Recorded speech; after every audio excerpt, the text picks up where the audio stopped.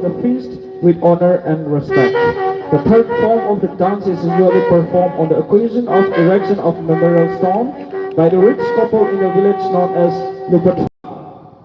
People who gather for the occasion would all take part in the park's particular folk dance and public merry-making takes place around the host couple at the sites of the memorial stone erection. The last form of dance is known as Jakadam. This particularly dance is performed on the occasion of village chief coronation or Hangpaaluk as in Anal dialect.